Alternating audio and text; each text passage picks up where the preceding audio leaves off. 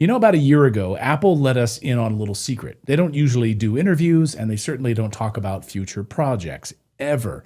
But Apple may have let something slip during an interview with Alex Rothman, who is the head of Apple Arcade. In an interview with The Guardian about over a year ago, they were sort of answering some criticisms about where Apple Arcade was and some frustrations from developers on projects that may or may not have started and then stalled, and then Apple decided to pull the plug on some of those projects. Nevertheless, in an interview with The Guardian, Alex lets slip that gaming has never been more important to Apple. And he sort of doubled down on the idea that, hey, just hold on to your hats a little bit because Apple is going all in on gaming. To which a lot of us who've watched Apple for many, many years have said, oh, right. However, we may have just gotten that bombshell from Apple in the form of a leak about what's coming in iOS 19 this summer at WWDC at the hands of a new Bloomberg article. So we'll get to all of that here in a second. I just wanted to talk about that. But before we get there, welcome in. Thank you guys so much for subscribing and being a part of our community here. I only want to talk about and cover stories that I'm passionate about or that pique my interest. I don't want to waste your time. So things that I'm excited about. And I have to say, when this story from Apple hit today, it struck a chord with me because if you're new here, I used to cover technology for many years in the mainstream media. I worked as a news anchor for Fox News many years ago and went out on my own and independent so I could talk about the things that I want to talk about. But back then, yes, I would cover Apple extensively. I'd fly out to Steve Jobs' keynotes and listen to him speak and then get hands-on with new hardware and software and all of those things over the years, and certainly Tim Cook as well, and covering Microsoft and Google and all of those big companies. But I was always fascinated by Apple on a whole other level because Apple takes a whole different approach to releasing hardware and software than other companies do most of the time. And Apple's very secretive. And also, Apple secrets usually leaked when it related to hardware because supply chain and China, et cetera. And so you get some leaks out of the supply chain. That's where most of the leaks would come from. Min-Chi Kuo, who's a journalist, he was the one who would almost break all of the news from the supply chain. But software, Apple usually kept a really incredibly tight lid on software, so we didn't get any leaks. But then we get this kind of crazy new report from Bloomberg over the past 24 hours that I wanted to talk about. So here is the headline. Apple to debut dedicated gaming app within days of Switch 2's arrival. Now, I have to think, first of all, I know Mark Gurman, who wrote this piece. I know him pretty well. He's an amazing journalist. He gets a lot of these leaks. So he does not write the headlines. So I know that Bloomberg put this headline together in order to get some of the, I guess, Google juice, and clickiness by putting Switch 2 in the headline. So the idea is that Apple, at their Worldwide Developers Conference, they're going to roll out a new application. They're going to roll out something new in the gaming sphere to rival Nintendo. And obviously, that headline, I think, is in many ways misleading. But let's be fair, 9to5Mac was out in front on this story a while ago, and they're saying now that this report from Bloomberg aligns with what they had originally reported. So let's just go through this report. This new app, this sort of dedicated gaming app that's going to roll out will serve as a central place for things like achievements, leaderboards, and more. And it'll serve as a replacement for that old Game Center app, which no one really even used. And Game Center was kind of tied into iOS, but really didn't have a forward-facing application at all. And it will also highlight App Store content, as well as integration with Apple Arcade. The report from Bloomberg says that the gaming app will also come to the Mac, and it'll tap into games downloaded outside of the App Store. Okay, so third-party content? Almost like some sort of a Steam launcher? This is where it gets interesting.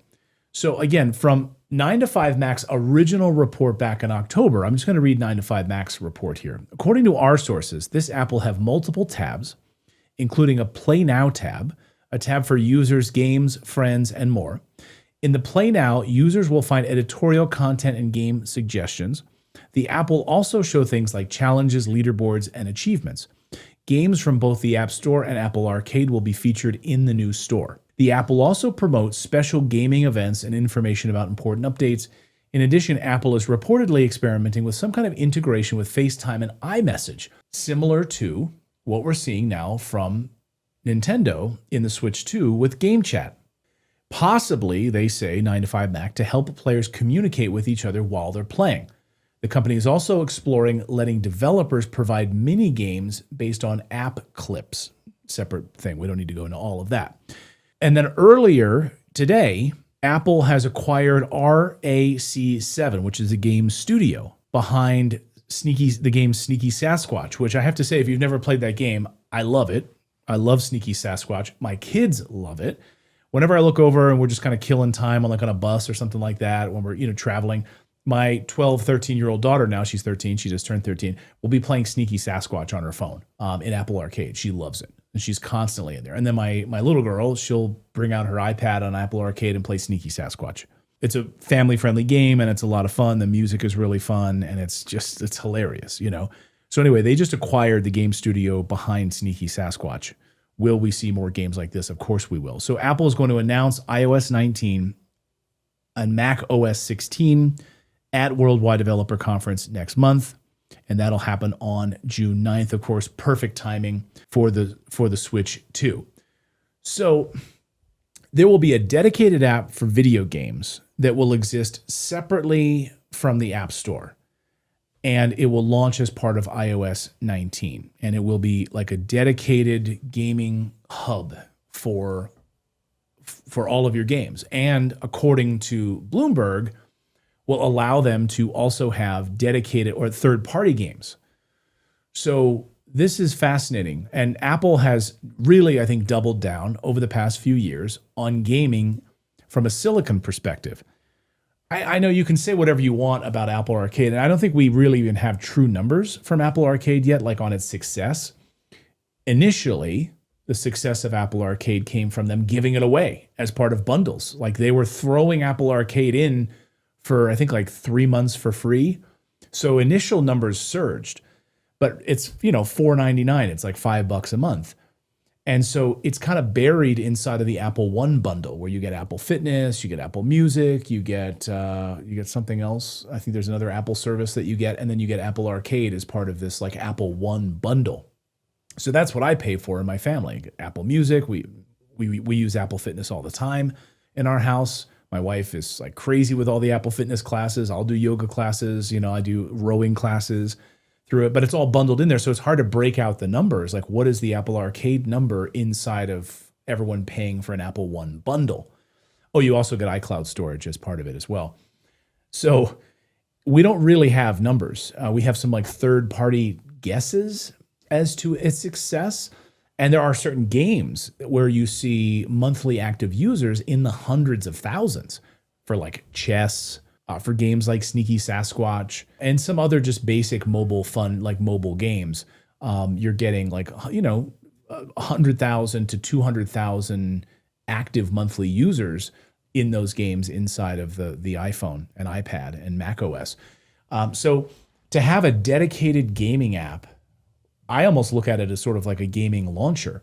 And by the way, this was already foretold. Apple had already bifurcated its App Store. If you notice, if you go to the Apple App Store, there's apps and then there's video games. Like there's two different categories. Like they've literally dedicated an entire app space to just gaming inside the Apple ecosystem, inside the App Store. So, I have to say, I'm pretty fascinated by this. They've been, big moves. For crying out loud, they had Kojima like on stage talking about Death Stranding 2, bringing Death Stranding to the Mac. So they've been really kind of pushing. They dedicated a portion of their keynote to having Kojima there to talk about Death Stranding. Like that's a huge deal. If you've paid attention to how performant the M4 silicon chip is, the ARM-based 64, ARM 64 architecture in the new M4 like Mac Minis, MacBook Airs. These things are beasts. These things are absolute beasts of chips. And so are we like at a turning point here for Apple to say that like gaming on the Mac could be a thing? where we're going to have a dedicated app within macOS and within iOS where you will launch your video games. But I'm more interested in like how will can I download from a third party to be able to play games on my device? And in many ways, I almost feel like Apple is getting in front of litigation right now, because what you're going to see in the EU and you're going to see in the United States court system is, will Apple try to keep out third parties? Are they going to try to prevent people from downloading games separately out of their sandbox? So in many ways, maybe Apple is trying to get ahead of this, where like Steam, you could have an Apple approved Steam store in a way. In many ways, this is like Apple's own version of Steam, if this comes to pass the way that I think that it might, where in that launcher on macOS, you're going to have great games that are all macOS approved right there, and third parties, and you'll be able to launch third-party games on macOS because you downloaded it separately from their website. You went to GOG maybe and downloaded a Mac app, a game that can play on macOS. So I'm really fascinated by this. I think this is definitely an interesting report from Bloomberg, and we'll have to wait and see. Let's be honest. iOS and the Apple ecosystem and handheld gaming, it blows everything else away, right? I mean, more often than not, someone's got a cell phone in their hand or in their pocket, and they're playing, Balatro or other mobile games on the go, chess or something else, or Words with Friends, or simple games like that. But it crushes consoles by a landslide. So just a few years ago, like out of the blue, like suddenly games. I remember the launch of the 3D, the iPhone. Was it 3DS, 3GS? The second phone that they launched, or maybe it was the third one. Whenever they launched the App Store, it was, I think, the second iPhone. And we had Super Monkey Ball on there. And you're like, holy cow, like this is going to be the future of gaming. And sure enough, in many ways, it really was. But now Apple is saying, hey, we want to just go beyond like Sneaky Sasquatch. We want to go beyond, Super Monkey Ball. We want to have Death Stranding. We want Resident Evil on this machine. We want to have Assassin's Creed Shadows. We want to have big games launching on these devices. And if you've ever played with the latest iPads, the iPad Pro, holy smokes. I mean, these, not only is the screen gorgeous, the refresh rate is amazing. These things are GPU powerhouses and CPU powerhouses, to be honest with you. These things are absolute beasts. And so is the new M4 Mac Minis, Mac Studios, and MacBook Airs as well. These things are just absolute beasts, and they're incredibly performant and power efficient. So anyway, I'd love to hear your thoughts on this, but I just wanted to jump in and talk about this as someone who's like covered Apple for many, many years, and I find it fascinating. Apple always kind of waits, and they wait in the back, and they wait and they see how things are doing in the marketplace. And they see what's happening right now with Microsoft trying to open up Xbox to be everywhere. And they see the success of Steam and rolling out SteamOS on different handhelds now, from the ROG Ally, the Legion Go, etc. And then here comes Apple with a dedicated user base in the billions with iPhones everywhere, and macOS doing really, really well. And the Mac laptops and MacBooks have actually seen a really nice increase in sales from a computer perspective. So then here comes Apple with their own app, this new Play Now app, or whatever it's going to be called, Apple Play, maybe Apple Play, I mean, who knows, right?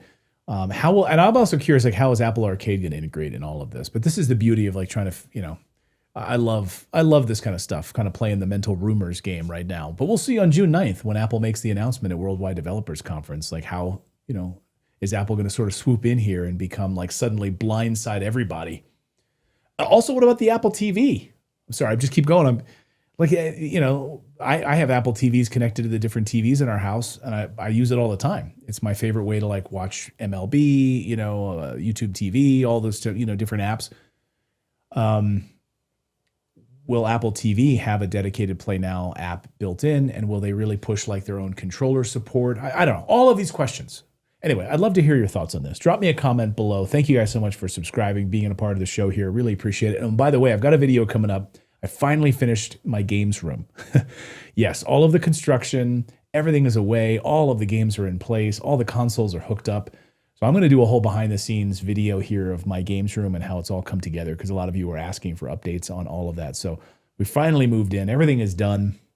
And I feel really, really good about how it's all come together finally. I was not happy at first, but I'm very happy now. So we'll do that shortly, and I'll release that video soon. Thanks, everyone. Hope you have a great night.